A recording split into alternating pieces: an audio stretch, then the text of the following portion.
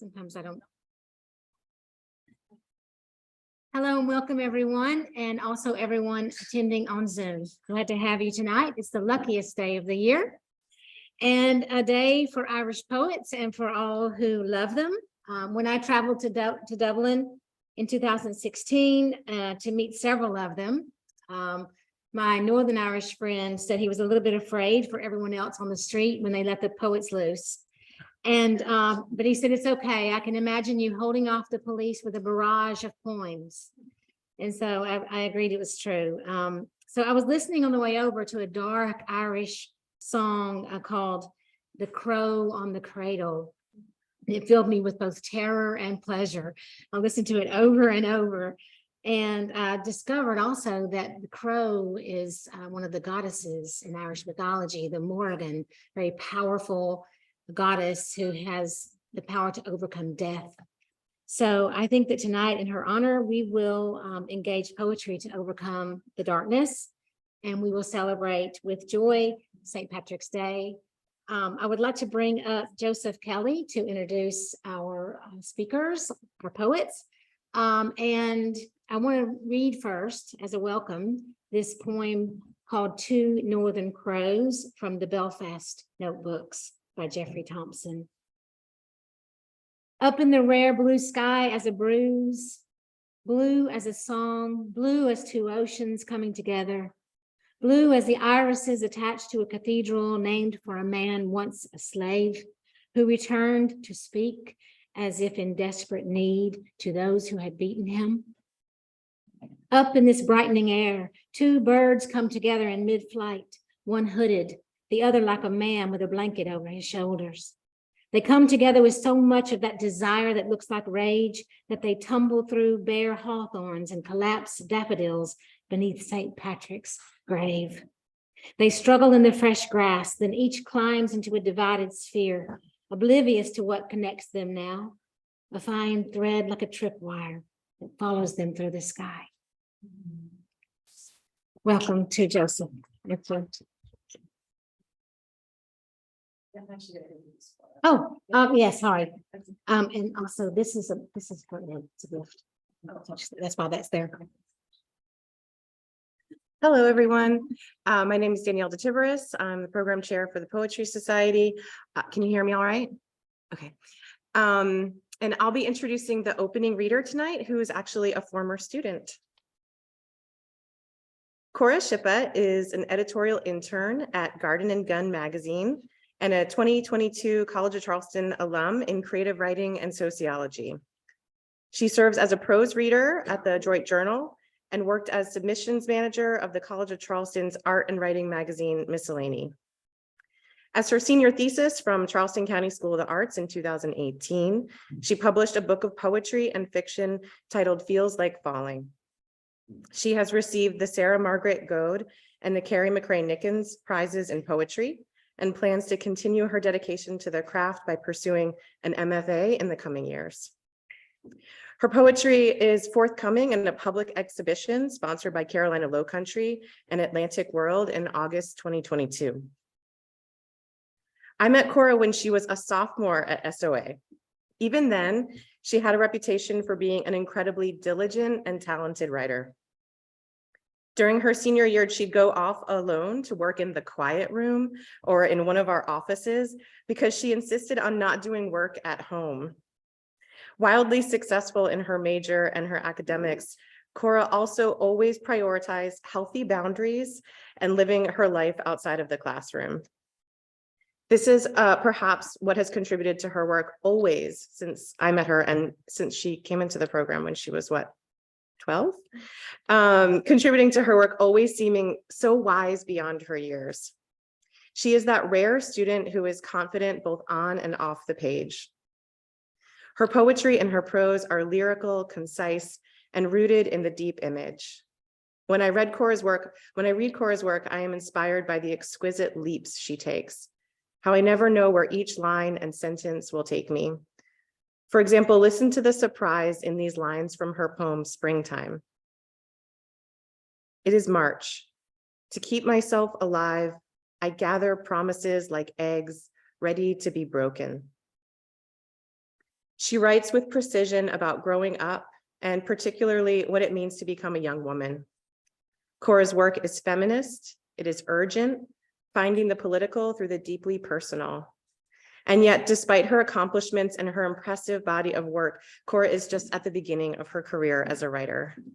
What an honor to introduce her to you all tonight, and what a joy to watch as she forges her path forward. Please welcome Cora Schipa.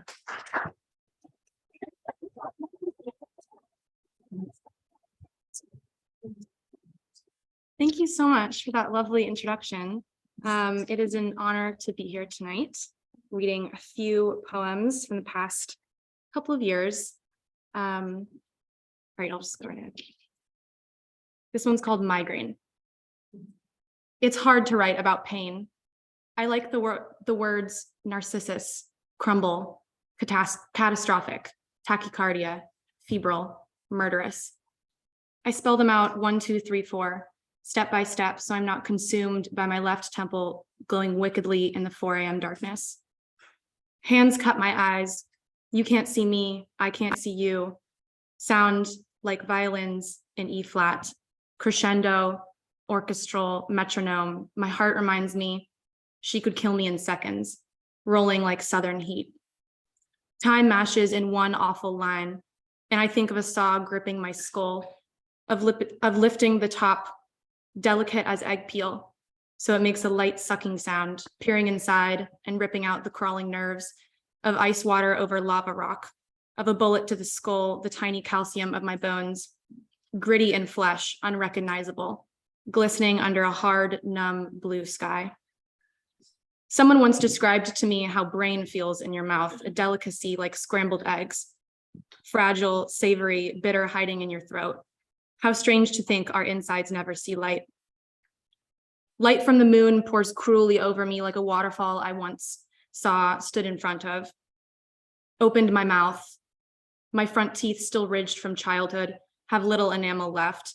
They twing like bells on the front porch. It's summertime. The birds know something we don't. I'm scared of the dentist. My body is at once not my business and so utterly stuck to me, mine. Once at the hospital, I tapped so hard on the linoleum tiles, they gave way, as things eventually do, and let me in. Once I walked through the ICU, people strung up and beeping and dripping and desperate, tiny plants struggling through concrete, the nurses smacking gum and scrolling. Sometimes I think I'm the weakest person in the whole world. I do not know if I could take it for anyone. Teeth rolling in a mouthful of blood, blades tugging at skin, throats cushioned with ice. But they say, what is love if not sacrifice? The bright, beautiful, imagined people of television all look up at their saturated lovers and ask the same question. Would you die for me? Would you suffer? Death as a gift wrapped in shiny ribbon. Perhaps there's a comfort in being encased here, wholly absorbed in pain. Don't talk to me about emails or clocking in or calling. What matters is the trees, their branches leaning over the highway, stretching roots in the sky. What matters is a perfect little white pill thick in my throat, expanding into darkness at last.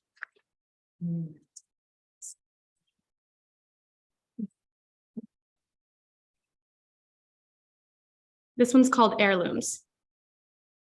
I imagine my grandmother bound by paper bag lunches and unreciprocated love in an eroded marriage, watching divorce shimmer like heat in the distance, tucked away in a gorgeous Pacific Ocean house made of glass, china bright as mirrors, laundry rolling endlessly, lacquered wood, kitten heels, whiskey in the linen closet, candlelit dining table. Sometimes I think I remember her, the cool sharpness of her rings, the quiet sounds they make as she fits a bottle between my gums. I wonder about her, if she ever sat still enough to feel the earth's plates move beneath her, slow and achingly wise. If she felt gravity like that, so much it hurts. I wonder if she ever felt like a forest, burning itself to survive. How do you mourn someone you never knew? I know her heart. I have it, a rhythmic rolling over itself like going under a wave too late, thrashing against the sand, left dizzy, bottom up. It's congenital, they say, and I think of heirloom pain, of women tethered down to what they love most, of alcoholism and second chances and cures and genes and the promises our bodies make but cannot keep. In a photograph of us suspended in that in-between space before anything happens, my tiny cheek pressed against hers, me teeming with promise, with the years I'd spend without her, the two of us utterly unknowing. She'd been sober for 6 months. I turn it over. The cursive reads, I said, I "First thought you had sleepover," a drunken. as if there would I be did. more. Oh, I feel yeah. her salt stick to my face.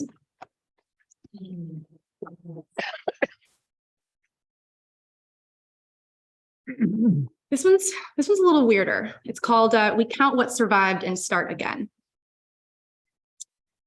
Lizard green, parrot green, the animals are going extinct.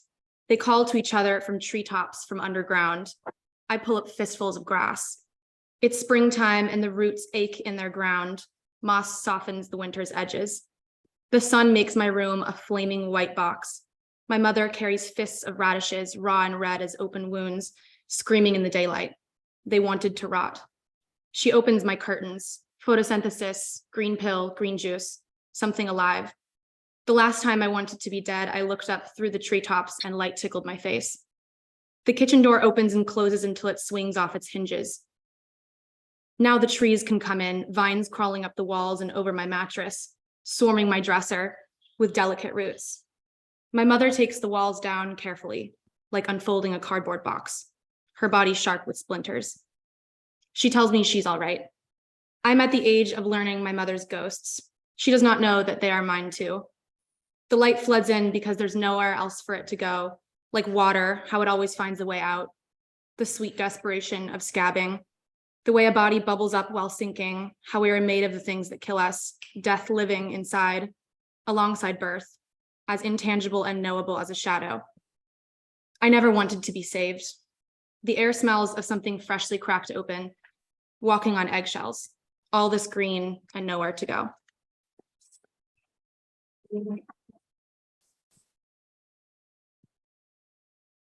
This is my last one. Costa Rica, 2009. Miss you. Angry blue eyes, cruelly cut bangs, freckles tumbling from the bridge of an upturned nose. That profound softness in your voice, the way your tan peeled away in delicate strips, canines so tiny and sharp I leaned up close to see, the heat of sweet breath. So immensely children. Thinking now of the way salt clung to the soft white fur on our legs and glimmered, I could cry. Those legs taking us anywhere we wanted to go, hot to the touch, identically sunburned, tangled together on a bright hammock, jutting out from our father's scratchy polo shirts, all knees.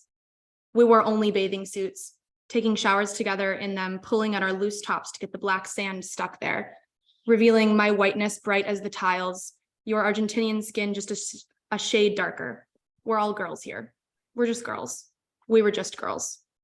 Miss you, miss us both. Miss those few days dinner was called, laid out on lacquered wood, mothers drinking in that vacation way that edges on frightening. But it's all fun. There's howler monkeys in the trees, mama is kissing dad, and all the adults laugh in another world as easy childhood sleep pulls me under. Fresh sheets crunching against hot skin. Hard knot of bathing suit leaving an imprint on my spine. Hair in briny bunches. I suck on as we collapse on the blue painted porch in childhood boredom. We didn't think about it. The minutes dense as earth. Time belonged to us until it didn't. The night before we had to leave, we sat knees to knees in our room and promised not to forget each other, ever. And we believed it the way little girls believe in things, with such fury, such fervor, hands clasped tight, vigorous nodding. I had a sense even then that memory was the only thing that mattered. I knew somehow we'd be lost to each other forever, but we'd existed then, and perhaps that was enough. Miss you, miss us. 13 years later, I open up my jewelry box, and it's there, our time capsule. Tiny pinkish clamshell, licked on both sides, tacky with spit.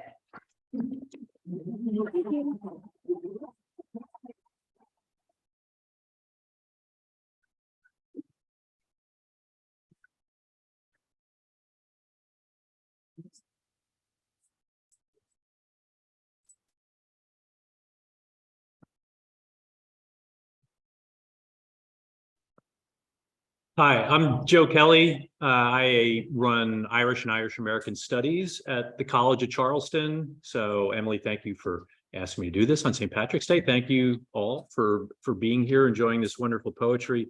What better way than this to celebrate St. Patrick's Day?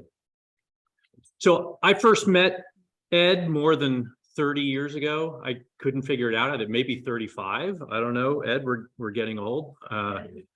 He was a gangly, young, cautious, self-assured graduate student, and we shared mentors and we shared a love of Irish literature. And since then, he's published 4 books of poetry: Signals, Prodigal, Ark, Nest. This is his 5th book here, practically Baroque with 7 syllables in the title. A pooka in Arkansas equals all your other titles together.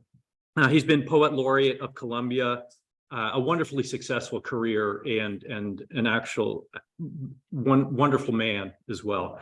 I met the pooka a few years before I met Ed when I was a sophomore in college. It was exactly the same time that I first went to Ireland. I was riding on the ferry from France, and I hope Ed reads your Ale Pass tonight. I don't know if you're going to or not, but that's my life. Any young traveler traveling in a foreign country, almost out of money, just got a couple Thomas Cook traveler's checks left in that little plastic wallet they used to give you. Tears for Fears, playing everywhere on the radio, lonely, and as we all did when we were 22 years old, carrying secrets in the heart. I won't say more about the pooka because I'm sure Ed is going to do that, and I don't want to steal Ed's thunder. Suffice it to say, I was surprised to hear that the pooka was in Arkansas.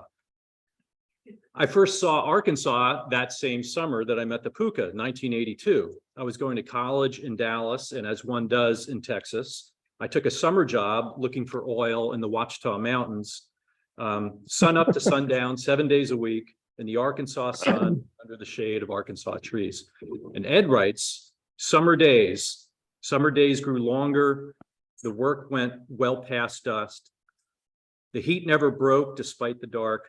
Tractor lights burned red and white, made laps across the field. I watched for the truck coming down the rows to pick me up. Ed's Arkansas is about farming, not about looking for oil, but it's the same place, the same feeling you have when you ride in the back of the truck at the end of the day. I tell you all this to emphasize what I've always admired in Ed's poetry, and I admire all the more in this collection. He gets it right. The detail, the 1 or 2 things that bring you there. It's what Seamus Heaney does too, I think, which is not surprising since Seamus Heaney grew up on a farm. Here's just 2 lines about Inishmore, that hard western island, you know, if you've seen the Banshee of Inisherin. The day was sea salt and rock walls, wind in the wind bush. 11 words, and Ed captures the place, the salty air, the rock under the soles of your shoes and under the palm of your hand. I had to look up what wind bush means. It's the gorse, if you've ever been to Ireland, that kind of yellow flower, I think. Am I right with that? Yes. Yeah. Grows all along the coast of Ireland. You'll learn a lot of names of flowers in this book. And one more example, Emily, you invite, an Irish studies person to introduce somebody on St. Patrick's Day, and this is what you get. The poem is called Soup, and it's about being white, being Irish, being Scots-Irish at a Cayley, which are those musical parties where dance and booze and the crack you find wherever you find Irish Americans. And I think, if I'm not wrong, there's a Cayley in here in this room tomorrow night. What? Soup reminds me of Seamus Heaney's Casualty, that Irish Troubles poem, where the poet laureate, the Nobel Prize winner, confesses to feeling a tribal impulse, a kinship of the violence makers. Ed's poem takes us through the Cayley, him and Bert standing in the party, but apart from the party, and he gets every note right. Picks the right details, the good and the bad. I know. The band lashed into a cover of I'm Shipping Up to Boston. A willowy boy in a kilt played the penny whistle in the middle of drum and machine gunning guitars. We ducked out the door the music following us out. That's how the poem ends, with the music and the baggage of being an Irish American following him out the door. The inescapable heartbeat of one's people and one's family. These poems will follow you out the door tonight. When you walk down the street to your car, these poems will make you notice what you Actually, I didn't can hear notice it walking here in, 'cause it's coming down through to the my oak hearing aid. leaves on the cement of the sidewalk, and the tug of war between Jupiter and Venus in the night sky. Poetry lovers, I give you Ed Madden.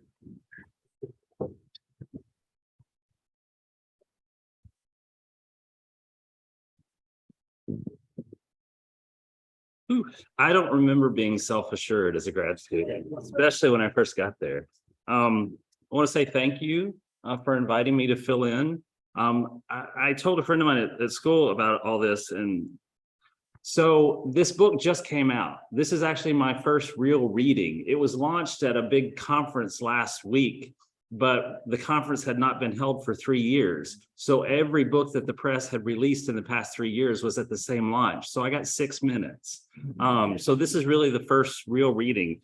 So I'm going to set my timer because I don't know how some of these read. And I will read. I hadn't planned to read the Uriel poem, but I will since you said that. Bert told me not to because it was full of sexy things. So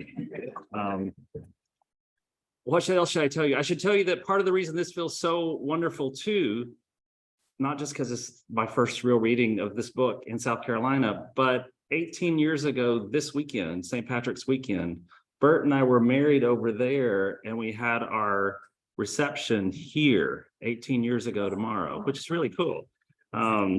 So God intended this. All I want to say about the pooka is a shapeshifter. So for me, what better image for, in some ways, for a closeted kid, right? What are you but a shapeshifter? But also because he can be a horse or a bear or a dog or whatever. There are lots of horses and bears and dogs. But I also thought him of this figure of threat and seduction at the same time. The pooka, if you're out on the road alone at night, it will abduct you. It will take you somewhere you had no idea you were going to go. It might drop you off somewhere you didn't know you were either. And so anyway, so that's all. The only other things I would say about the pooka is sometimes it's not good or evil. It's just a trickster. So sometimes it might show up at night and do all your chores unless you ask it to, and then it will never do your chores. What else should I tell you about him? Oh, and he likes to tell stories. So that's enough. There are lots of crazy fairy tales in here that I've retold. There are lots of biblical psalms retold. And so I may say a little bit about them as I go. But when I was a young animal, I learned by watching others, my father and the other men, my mother closing the door. The field smelled like a field. I didn't know that then. I could smell my young uncle on his hand-me-down shirts and pants, the buckskin coat with fringed sleeves, smell my grandmother's house when I tugged them on. On the farm, we were a pack, the other cubs and me, roaming the dirt roads and fields, slinging clods at cars and one another, pissing on anything into the fire they built behind the shop to burn the trash, the small cans exploding in the flames. We were sunburnt, chigger bit. Our mothers checked our skin for ringworm and ticks. I was a young animal. I learned by watching others. This one's called I Dreamt I Dwelt. It's a song from an Irish opera. It's called the Gypsy Girl song. You may know it. I mean, the Celtic women sing it. It's in one of James Joyce's stories, but in it, it's a gypsy girl who dreams that she has been abducted from a royal palace. And in fact, she had been. She just didn't know she's been abducted. But anyway, so I dreamt I dwelt. The sheet wrapped around me. I remember this. Whatever I'd read that inspired, I don't. I was a boy out of place. Isn't that what a prince is in the desert? The sheet wrapped around him like something from a book in the school library. To imagine the self-captive Joseph stripped and thrown in the pit. To act out in advance that the worst is survivable. I do not know who arranged this rendezvous in the desert, these men in their rough robes, their rough hands, their rough beards. I have forgotten myself. To throw oneself on the mercy of others, to offer, to be offered, altered, an altar. Alone, I knelt on the floor of the den. The men circled me. We all knew.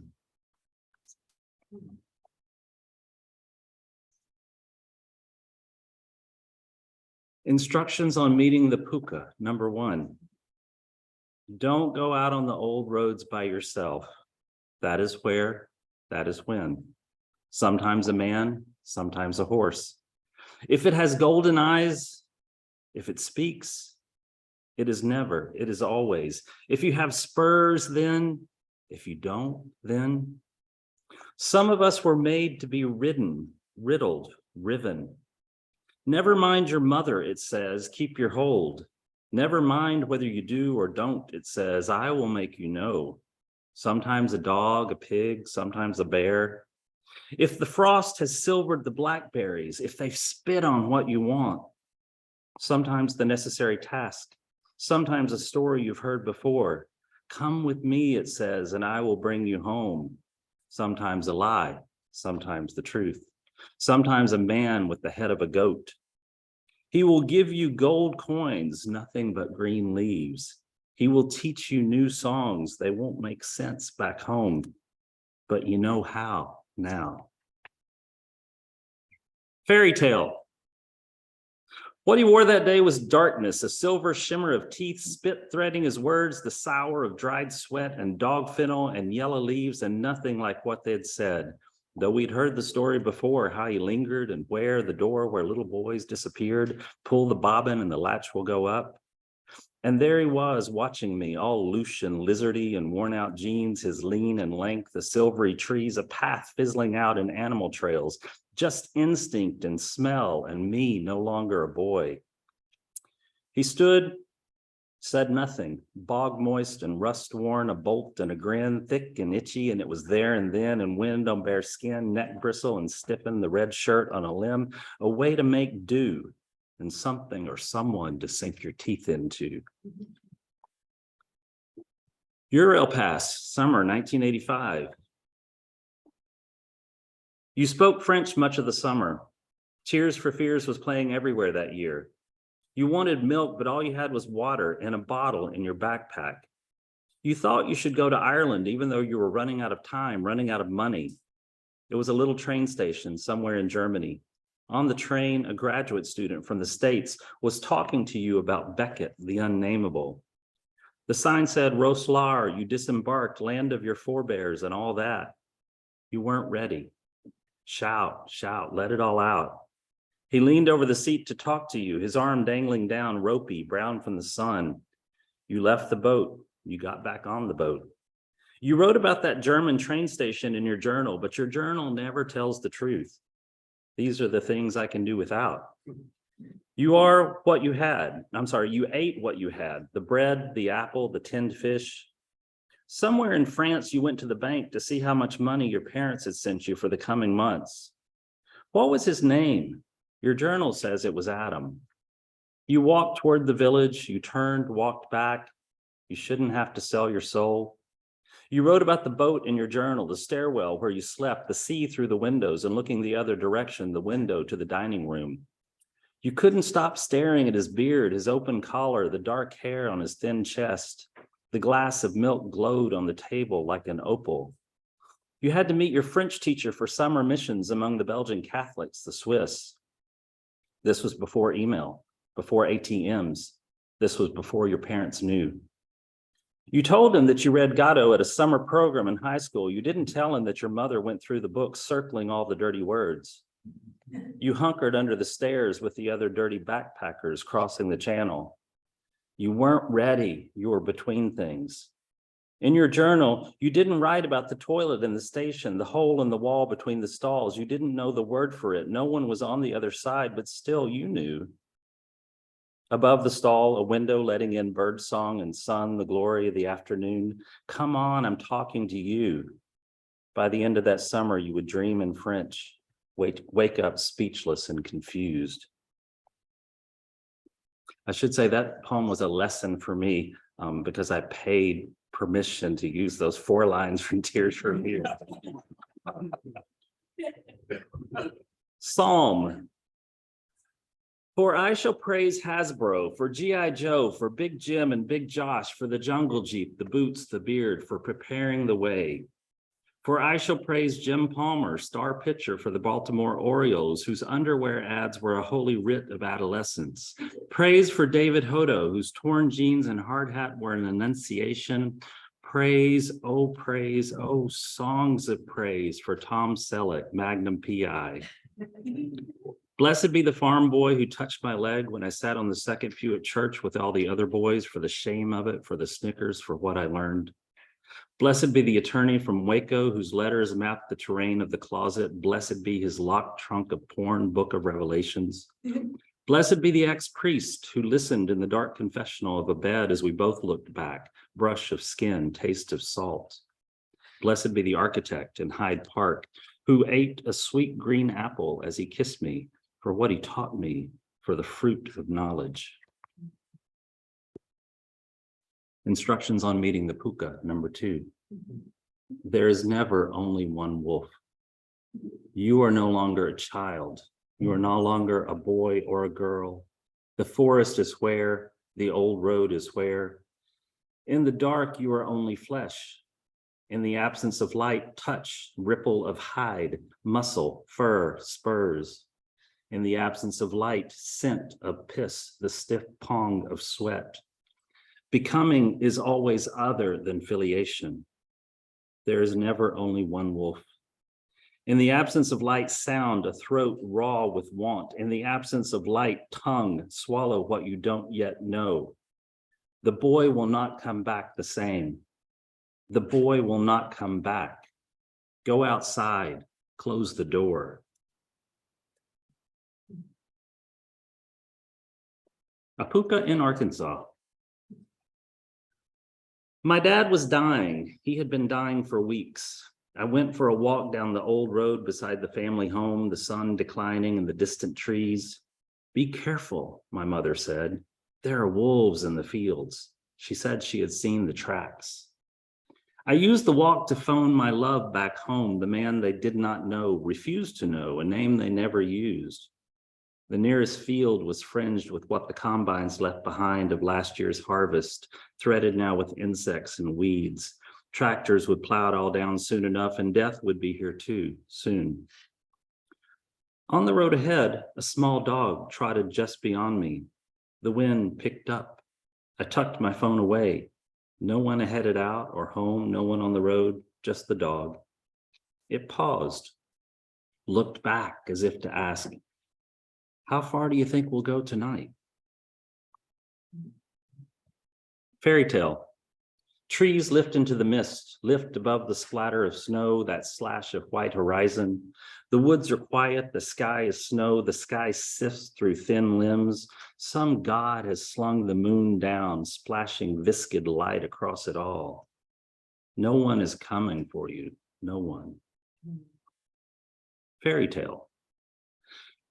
What you thought was a wolf was not a wolf. It was your father, mother, brother. You did not remember what big teeth they had, what claws. When your father died, the wolf was at the door ready. The wolf wanted you. The wolf wanted you to love what you couldn't have. The wolf made you beg. The wolf made you hard. The wolf said, good boy. The wolf said nothing. What you thought was a wolf was not a wolf. The wolf was a darkness beyond the fence. Once there was a boy who left his door unlocked, asked you to bring a friend and hold him down. You did this. Later, after it was over, he thanked you. Later, a year or so after, you heard he died, a heart attack, and no one found him for days. What you thought was a wolf was not a wolf. The wolf is in the mirror. The wolf is at the door. The door is unlocked. The wolf is a man sleeping, surrounded by flowers. He smells better than you remember. If you kiss the wolf, he will wake up.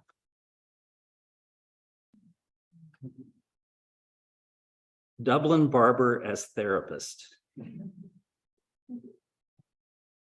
After the shampoo and a man's hands massaging my head into submission, the man with scissors and a thick beard turned me toward the wall of mirrors in a room that smelled of vetiver and whiskey, sandalwood, bay rum. I didn't have my glasses on. The room a blur of light and men's voices. Which side do you part it? I pointed right. Why? I don't know, I said. I just always have. It doesn't grow that way, he said. Okay, I said, let's part it the way it grows. And he began. That night in a dream, I fidgeted in a hard chair near the stove in the farm shop, a dusty blue cape thrown over me, the hired man and part-time barber Jesse circling me, the smell of cigarettes and old sweat. His hands trembled near my ears, and he clipped my bangs across my forehead in a monkish line, while the men stood beside the stove telling jokes and talking about the winter weather. As I woke, I was shaving my head. That summer, I came out to my parents and lost them, 30-something, and I looked like a boy, lost, shorn. The only thing I remember of that summer and how long it took to grow back.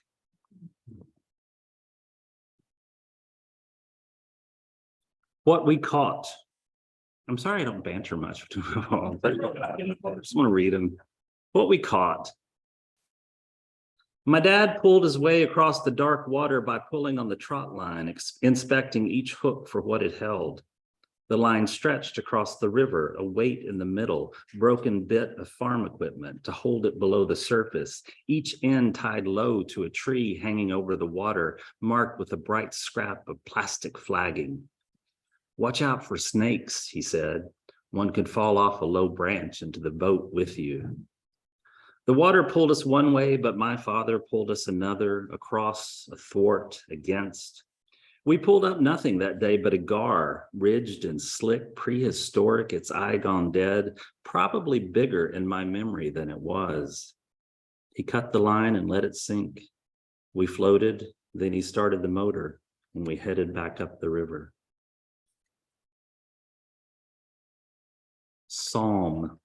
I will tell you what this is Psalm 20. It's the 23rd Psalm redone. So I hope you can hear the cadences and the images and Psalm. Tim is my therapist. I'm learning to trust him. He motions me to the green sofa. There's always bottled water on the table. He leads me to talk about things I don't want to talk about. If I make my way to the top of the dark stairs, he makes a space for talking and for not talking. Sometimes the room gets crowded. My dead father, my distant mother, all those messages from my brother I can pull up right there on my phone. In their presence, he asked, what would happen if you stopped doing your family's work of shaming you? That question follows me the rest of the day. There's one very angry poem in this book, so I'm going to read it now. It's called Not the One. I am not the son you wanted. I am not the brother you wanted. I am not a birthday on the calendar. I am not a photo on your wall. I am not a postcard you will answer. I am not listed in your phone. I am not on the right side. I am not in the pulpit. I am not in the pew. I am not how you imagined it would go. I am not a story you can tell. I am not the latest news. I am not who you thought I was. I am not the way it should be. I am not the moral of the story. I am not riddled with guilt. I am not covered in sores. I am not unaware of the irony. I am not the difference between then and now. I am not in your Venn diagram. I am not a good fit. I'm not good. I'm not good enough. I am not at the wedding. I am not dearly beloved. I am not the circle of life. I am not an uncle. I am not a place at the table. I am not a vase of flowers. I am not a mylar balloon. I am not just driving through. I am not just stopping by. I am not around much. I'm not someone you asked to stay, though you did once, so I could help. I'm not trying to earn my place. I'm not obedient. I'm not telling you what you want to hear. For years, I was a folded note in my father's wallet that he didn't know whether to send, and then he sent it. I'm not responding to that last text message you sent over a year ago. I am not someone who writes home anymore. I am not someone who goes home anymore. I am not stuck in the past. I'm not letting go of the past. I'm not very rational about this. I'm not this. I'm not that. I'm not one of those or one of them. I'm not one of us. I'm not one of you. I'm not handsome. I'm not wholesome. I am not holy. I am not coming home. Great.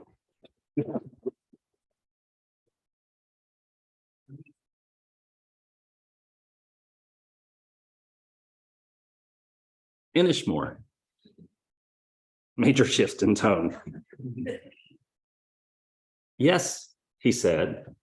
Hold your hand flat like that, he said. It was late afternoon on the island, and my husband cut open the apple. The day was sea salt and rock walls, wind in the wind bush. What I remember is more felt than seen, the brush of his mouth, the horse delicate, taking it, watching as he cut another. I was never more in love with him than then. All you can do. The nature of daylight that afternoon was a kind of clarity. It resolved the street, the line of the sidewalk, the shadows outside the cinema, the courthouse. That was the first day I left the therapist office since I started. Was it 2 months, 3? That I felt better after the visit. A woman was speaking loudly on her phone. All you can do is the best you can do. I wanted to take that as a sign. I wanted to remember what she said. The daylight thinned to heat in the windows of the office. What I thought was what I thought, whether true or not. Students and parents of students were packing cars on the hot street, moving out, moving on. The therapist asked, "Do you think you've been trying to earn a place in your family?" When I was walking back, I heard a woman talking on her phone. By the time I got back, I couldn't remember what the woman said. Was it, all you can do is the best you can do? Or the best you can do is all you can do? Surely the difference matters. Soup. And I'll say the poet in this is Terrence Hayes, if you know, a major African-American poet, grew up in Columbia, South Carolina, and it was after a banquet that he spoke at in Columbia. And I love how you read this poem, Joe. I mean, I love that interpretation. Sometimes we surprise ourselves, don't we? Soup. Last night at the writer's banquet, a poet told a story about a white woman who asked him if he thought being a basketball player made him poetic. He smiled at the word poetic and talked about the practices of Blackness, suggested white people might write about the practices of whiteness, because whiteness and Blackness, like Southernness, are the result of practices of what we do and how we treat one another. When Bert and I left, Monifa and Jen joked that we were headed out to see My Tribe. We stopped by the Kaylee late, hosted by the AOH at the local Legion Hall.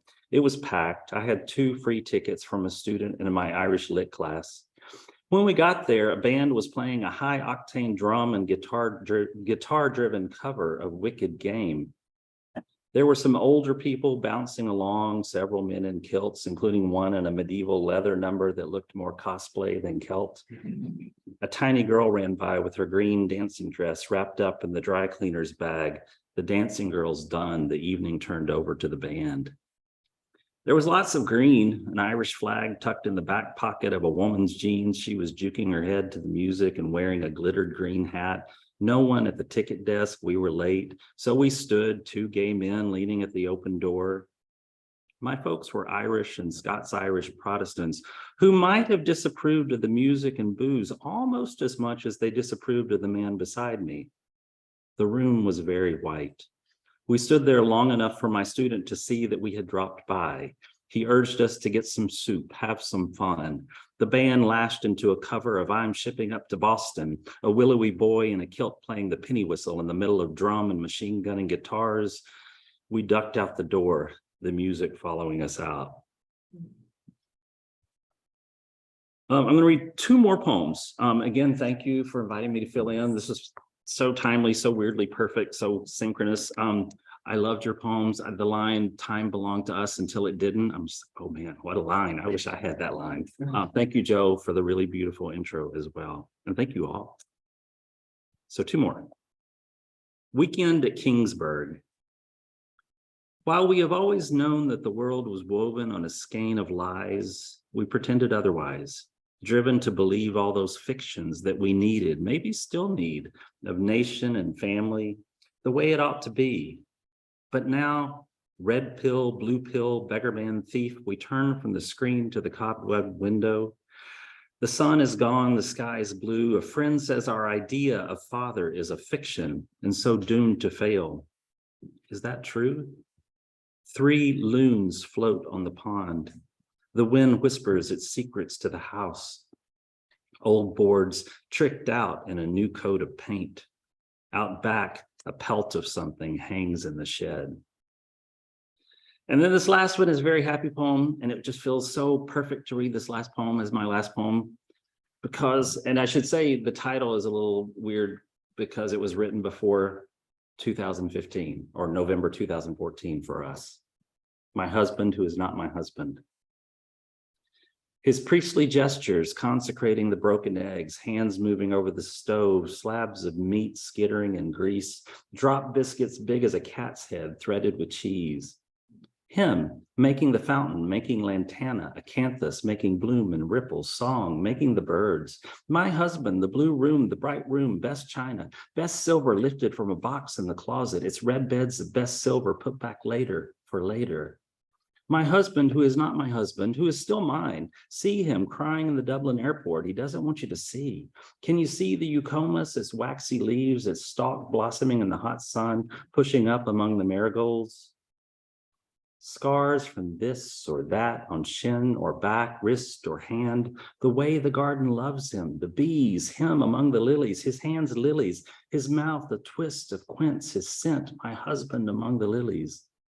My husband sauntering down the aisles, him sauntering down the aisles at the flea market, dust settling on everything, his small flashlight, his blue eyes, his sound of geese, a train. Look, something glitters and is gone. My husband, the gold in the trees falling, and him a coverlet of mulch across the beds or asleep, the heat of him, the hot water bottle of him, the cat purring at our feet. My husband, who is not my husband, who is still mine. The blue walls say so. The orchid deciding to bloom again. Thank you.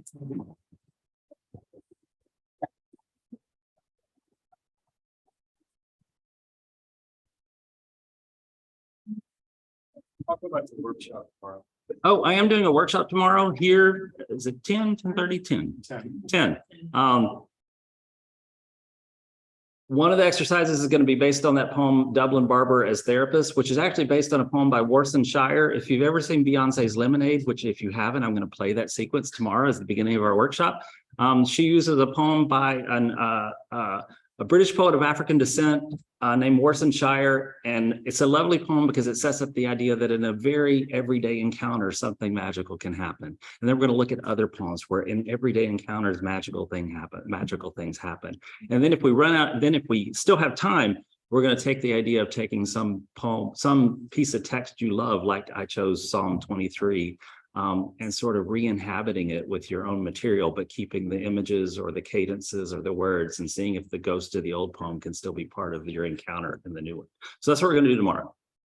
Is that good enough? Okay. Thank you.